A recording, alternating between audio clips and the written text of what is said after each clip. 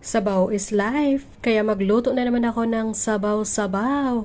Ang sabaw ko for today ay kalabasa soup. Ang mga sangkap ay ito yung karne, laman ng karne na minarinate ko na sa asin, asukal, soy sauce at gawgaw. Ang chestnut o kastanyas, ang carrot ng kahapon, ang kalabasa. Medyo matamis-tamis ang kalabasa na yan, masarap ilagay sa sabaw. At syempre, ang mais. Para sa sabaw, nagpakulo-kulo muna ako ng tubig. Pag kumukulo-kulo na, ayan na nga, pwede na ilagay ang mga sangkap. Ilagay ko na ang kastanyas, ang mais,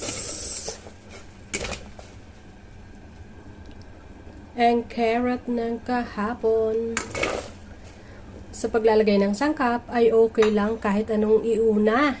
Kahit anong iunang gulay ay okay lang.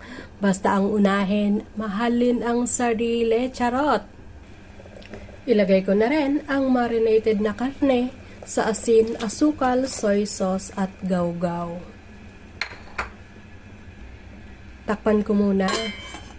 Pakuluan ko ng ilang minuto. At ilalagay ko na rin ang kalabasa. After ko pakuluan ng ilang minuto, pwede ko na ilagay ang kalabasa. Ilagay ko na rin ang kalabasa. Mabilis lang kasi itong maluto ang kalabasa. Baka kasi matunaw. Ayan. At papakulaan ko ng 1 oras lang. At konting asin ang pampalasa. Ayan na, may sabaw na healthy na sabaw for tonight. Pakuluan ko lang ng 1 oras.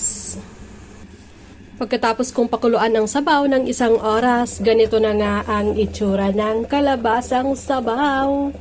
Tikman ko kung masarap ang ganitong klaseng sabaw. Ito na yung kalabasang sabaw.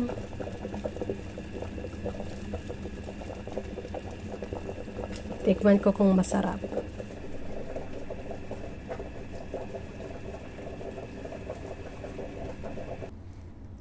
Mainit-init pa ang kalabasang sabaw. Tikman ko muna kung masarap ang niluto kong sabaw. Ito na yung kalabasang sabaw.